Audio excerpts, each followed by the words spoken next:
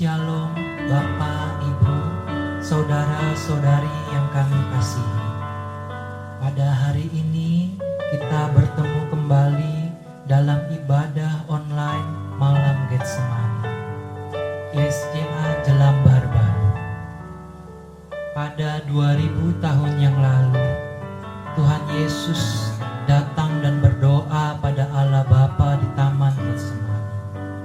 Tuhan Yesus mau menyerahkan nyawanya, menghapus dosa kita, dan menyelamatkan diri kita semua. Kasih-Nya yang begitu besar bagi kitalah yang telah membuang dosa kita, seperti sejauh timur dari barat.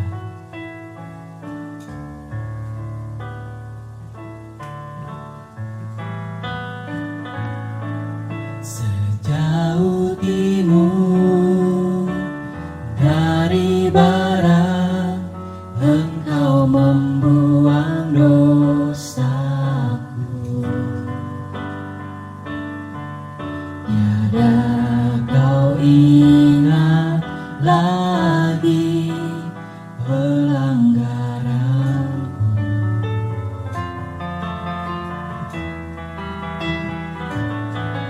Jauh ke dalam tubir laut, Kau melemparkan dosaku.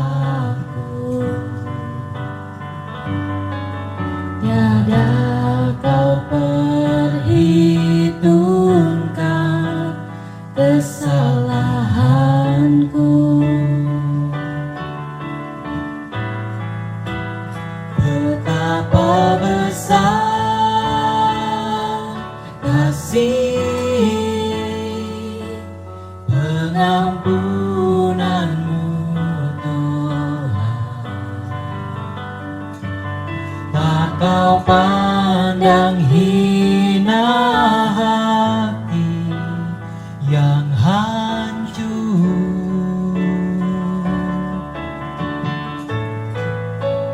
Ku berterima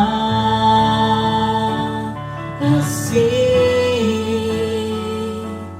kepadamu ya Tuhan.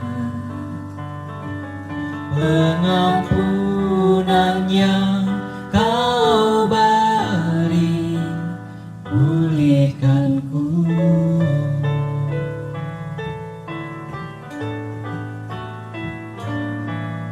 Sejauh timur dari barat, Engkau membuang dosaku.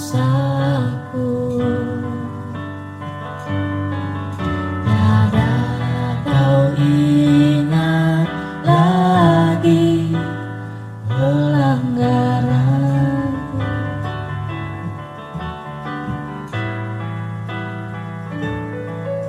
Jauh ke dalam tubir laut, Kau melemparkan dosaku. Tiada Kau perhitungkan kesalahanku. Betapa besar kasih pengampunan-Mu, Tuhan. Tak Kau pandang hina hati yang hancur.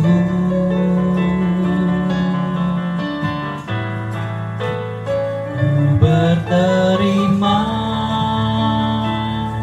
kasih kepadamu ya Tuhan. Pengampunan yang Kau beri, pulihkanku. Betapa besar kasih-Mu Tuhan, Betapa besar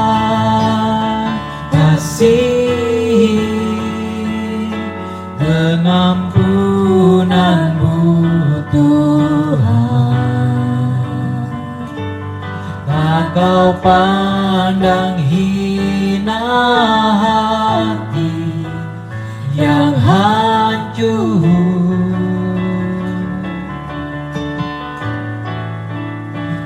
berterima kasih kepadamu ya Tuhan. Pengampunan yang Kau beri, pulihkanku.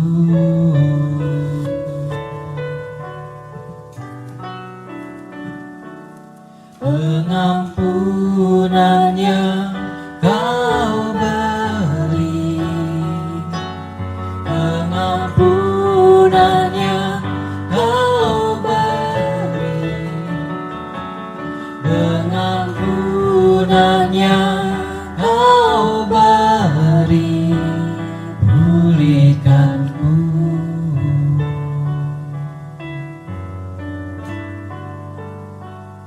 Terima kasih Tuhan Yesus. Terima kasih Tuhan Yesus. Karena Engkau telah menebus dosa kami. Kau sangat baik bagi kami. Biarlah kami Tuhan bisa seperti-Mu, untuk bisa memberi yang terbaik hanya bagi-Mu. Dengan segenap hidup kami, dengan segenap jiwa kami, biar kami memberi yang terbaik hanya bagi-Mu. Ku beri yang terbaik bagi-Mu, ku relakan segalanya yang terbaik bagi-Mu. Senap hatiku dan senap jiwaku,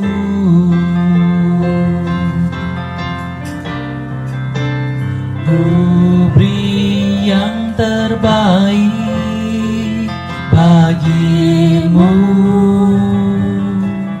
Ku relakan segalanya yang terbaik bagi-Mu. Senap hatiku dan senap jiwaku,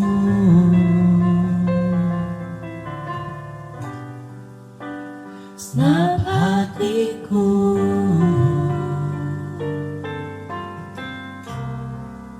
dan senap jiwaku.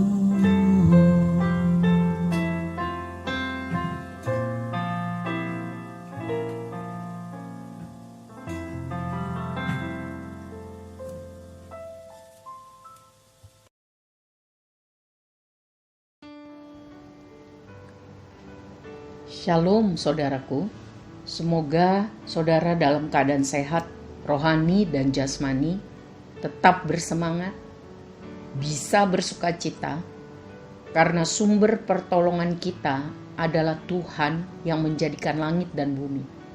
Tuhan yang setia, yang tidak pernah meninggalkan orang yang sungguh-sungguh mengandalkannya. Kiranya kasih karunia, rahmat, dan damai sejahtera dari Allah Bapa dan cinta kasih Kristus Yesus Tuhan menyertai kita. Saudara, hari ini Kamis 9 April 2020, kita memperingati Hari Kamis Putih. Ibadah ini untuk mengenang beberapa peristiwa saat Yesus membasuh kaki para muridnya, dicatat dalam Injil Yohanes 13. Juga Yesus mengajak murid-muridnya makan malam terakhir di loteng Yerusalem, serta Yesus bersama murid-muridnya pergi ke Taman Getsemani. Yesus berdoa, murid-muridnya tertidur. Tetapi sebelum itu, Tuhan sendiri menetapkan bahwa peristiwa seorang perempuan yang bernama Maria dicatat di dalam Matius 26 ayat 6-13 harus disebut, harus diteladani di mana saja Injil disampaikan. Mengapa? Karena Maria adalah teladan bagi orang percaya untuk hidup mengabdi pada Kristus. Pengabdiannya yang mendalam, kasihnya yang sungguh-sungguh kepada Kristus. Dia memberi yang terbaik yang bisa dia buat bagi Kristus. Melalui hal ini kita belajar bahwa kesetiaan yang sepenuh hati, tahu berterima kasih dengan sungguh-sungguh kepada karya Kristus dalam kehidupan adalah aspek yang paling berharga dalam hubungan seseorang dengan Kristus. Saudara-saudara yang kekasih di dalam Tuhan Yesus Kristus, mari kita sekarang fokus kepada 3 hal atau 3 peristiwa yang terjadi pada malam Kamis itu. Yang pertama kali dicatat di dalam Injil Yohanes 13 bahwa Yesus membasuh kaki para muridnya. Walaupun Kristus Yesus adalah Sang Firman Allah yang kudus, yang menjelma menjadi manusia, tetapi ia berkenan merendahkan dirinya serupa budak atau serupa hamba. Hal ini tercatat di dalam Filipi 2 ayat 5-8. Filipi 2 ayat 5-8. Hendaklah kamu dalam hidupmu bersama menaruh pikiran dan perasaan yang terdapat juga dalam Kristus Yesus, yang walaupun dalam rupa Allah tidak menganggap kesetaraan dengan Allah itu sebagai milik yang harus dipertahankan, melainkan telah mengosongkan dirinya sendiri dan mengambil rupa seorang hamba dan menjadi sama dengan manusia. Dan dalam keadaan sebagai manusia, ia telah merendahkan dirinya dan taat sampai mati, bahkan sampai mati di kayu salib. Tujuan Yesus Kristus membasuh kaki para muridnya adalah, yang pertama, memberi petunjuk tentang betapa besar kasihnya pada murid-muridnya. Yang kedua, memberi gambaran kepada mereka tentang nilai atau harga pengorbanannya di kayu salib. Yang ketiga, memberi teladan bagi para muridnya agar saling melayani dengan tulus, dengan rendah hati. Karena di dalam Lukas 22 ayat 24 dicatat bahwa pada saat perjamuan malam itu terjadi pertengkaran di antara murid-murid Yesus tentang siapa yang paling hebat, siapa yang dianggap terbesar di antara mereka. Yesus menyadarkan murid-muridnya bahwa ambisi untuk menjadi yang paling unggul, yang paling lebih dihormati adalah sangat bertentangan dengan karakter Kristus. Mari kita baca dari 1 Petrus 5 ayat 5b. Rendahkanlah dirimu seorang terhadap yang lain, sebab Allah menentang orang yang congkak, tetapi mengasihani orang yang rendah hati. Saudara-saudara, kejadian yang kedua, setelah Yesus membasuh kaki para muridnya, ia mengajak mereka untuk mengadakan perjamuan makan malam terakhir. Prosesi inilah yang menjadi awal dari sakramen perjamuan kudus. Yesus memberi makna baru dalam perjamuan Paskah. Orang Israel merayakan Paskah karena mengenang peristiwa pembebasan dari perbudakan di Mesir. Paskah adalah hari raya musim semi yang dikaitkan dengan peristiwa Israel keluar dari Mesir. Karena malam itu malaikat maut melewati rumah-rumah orang Ibrani sebab ada tanda darah anak domba pada kedua tiang pintu dan ambang atas pintu rumah mereka. Yesus malam itu memberi makna baru dalam perjamuan Paskah, yaitu roti dan anggur adalah melambangkan tubuh Kristus yang akan segera dikorbankan, dan darahnya akan segera tertumpah untuk menebus dosa orang yang percaya kepadanya. Diampuni, dikuduskan, supaya tidak binasa, melainkan beroleh hidup yang kekal. Yohanes 3 ayat 16. Yesus memproklamirkan dirinya bahwa dia adalah anak domba Allah yang menghapus dosa isi dunia. Saudara-saudara, sesudah mereka menyanyikan nyanyian pujian, malam itu juga Tuhan Yesus dan murid-muridnya pergi ke Taman Getsemani. Ini peristiwa yang ketiga malam itu. Di taman itu Yesus berdoa dengan sungguh-sungguh karena beban penderitaan yang sangat berat. Sebab ia tahu apa yang akan terjadi dengan rinci atas dirinya. Matius 26 ayat 37 mencatat, mulailah Yesus merasa sedih. Semua penderitaan rohani dan jasmani akan dialaminya. Lukas 22 ayat 44 mencatat, peluhnya atau keringatnya menjadi seperti titik-titik darah yang bertetesan ke tanah.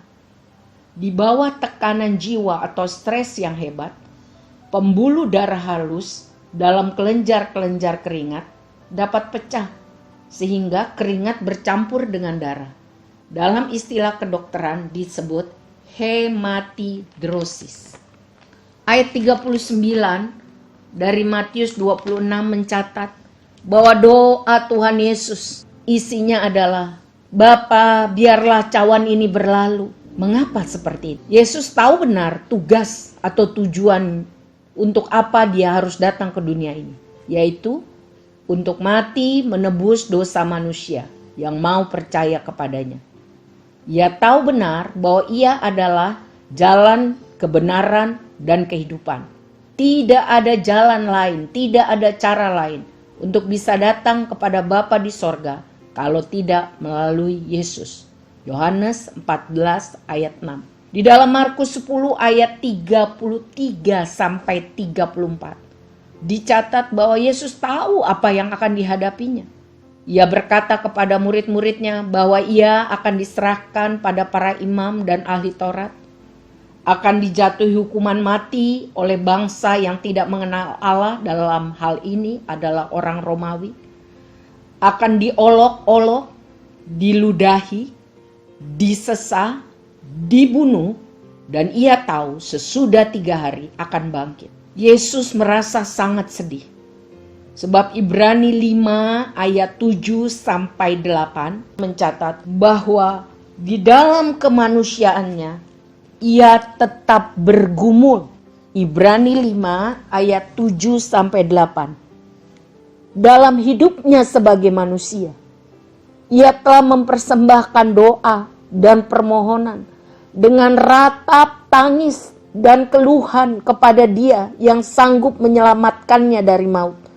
Dan karena kesalehannya ia telah didengarkan, dan sekalipun ia adalah anak, ia telah belajar menjadi taat dari apa yang telah dideritanya. Saudara-saudara, mari kita lanjutkan. Markus 14 ayat 32 mencatat bahwa tindakan Kristus di Taman Getsemani ialah berdoa. Berdoa dengan sungguh. Meminta, kalau boleh cawan ini lalu, meminta. Tapi dia menutup dengan berserah. Biar kehendakmu jadi, berserah dan berserah. Ini adalah teladan bagi kita orang percaya. Ketika kita menghadapi penderitaan, kesusahan, kesedihan yang besar dalam hidup ini, maka tindakan yang benar adalah yang pertama, datang kepada Tuhan di dalam doa. 2, cari dukungan dari saudara-saudara seiman yang mau bersama-sama bergumul di dalam doa. 3, imani dengan sungguh bahwa Allah adalah Bapa yang di sorga, yang sangat berkuasa, yang sangat baik, yang sangat sempurna dalam rencananya. Miliki iman percaya yang sungguh kepada kasih dan kuasa Allah. Dan yang terakhir, yang keempat, berserah diri kepada kehendaknya. Saudaraku, karena Tuhan Yesus pernah mengalami kesedihan, maka ia dapat merasakan penderitaan kita. Kekuatan Kristus untuk taat, bersumber dari hubungannya yang sangat akrab dengan Allah Bapa, yang adalah juga sumber kekuatan kita. Yohanes 17 mencatat hal tersebut. Markus 14 ayat 37 sampai 38 kita pelajari lagi. Markus 14 ayat 37 sampai 38. Inilah yang terjadi. Setelah itu ia datang kembali dan mendapati ketiganya sedang tidur. Dan ia berkata kepada Petrus, "Simon, sedang tidurkah engkau? Tidakkah engkau sanggup berjaga-jaga 1 jam? Berjaga-jagalah dan berdoalah, supaya kamu jangan jatuh dalam percobaan. Roh memang penurut, tetapi daging lemah." Petrus dan murid-murid yang lain lalai untuk berjaga-jaga dan berdoa. Akibatnya, saat Kristus ditangkap, mereka semua lari meninggalkan dia. Bahkan Petrus menyangkal Yesus. Dalam kehidupan kita, saudara, untuk bisa kuat, tabah, tetap fokus kepada kasih dan kuasa Tuhan, caranya adalah berjaga-jaga dan berdoa. Firman Tuhan mengajarkan untuk kita sebagai orang percaya bertekun dan setia dalam berdoa. Roma 12 ayat 12. Di dalam Lukas 18 ayat 1 diajarkan juga untuk berdoa selalu. 1 Tesalonika 5 ayat 17 tentang tetap berdoa. 1 Timotius 2 ayat 8 tentang berdoa di mana-mana. Dalam Efesus 6 ayat 18 tentang berdoa setiap waktu untuk bermacam-macam permohonan. Kolose 4 ayat 2 tentang bertekun di dalam doa. Yakobus 5 ayat 16 tentang rahasia berdoa dengan kuasa. Semua nasihat firman Tuhan ini menunjukkan bahwa tidak mungkin ada kuasa kerajaan Allah untuk bisa menang menghadapi peperangan melawan kuasa dosa, kuasa iblis, keduniawian, atau kemenangan dalam usaha penginjilan jika kita tidak mau berdoa sungguh-sungguh setiap hari. 1 jam berdoa itu bisa mencakup unsur pemujaan, menyembah dalam pujian, bersyukur, menantikan Tuhan, berbicara di dalam batin kita, membaca firman Tuhan, mengucapkan ayat-ayat firman Tuhan dalam doa. Sebab itu penting sekali kita membaca dan menghafal firman Tuhan. Mengakui dosa dan kesalahan kita, mendoakan orang lain, memohon kebutuhan pribadi dan keluarga, dan berdoa dalam bahasa roh, bahasa rahasia antara manusia dengan Tuhan.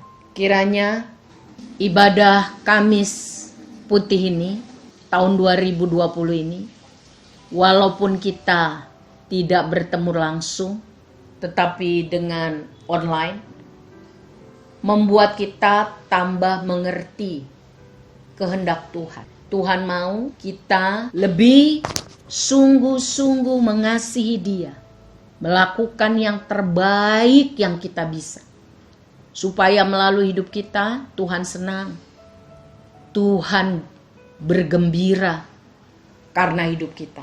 Seperti Maria yang membasuh kaki Yesus dengan barang termahal yang dia punya, yaitu minyak wangi yang harganya seperti 1 tahun upah orang bekerja. Bukan sembarangan, yang terbaik. Yang Tuhan mau juga kita melayani dengan sungguh-sungguh, dengan rendah hati, dengan tulus, dengan saling menghargai, saling menghormati. Yang Tuhan mau juga supaya kita sungguh menghargai pengorbanan Kristus, persekutuan dengan Tuhan. Dan yang Tuhan mau juga supaya saya dan saudara berjaga-jaga dan berdoa. Berbahagialah kita yang mendengar firman Allah dan yang memeliharanya serta melakukannya dalam hidup kita sehari-hari.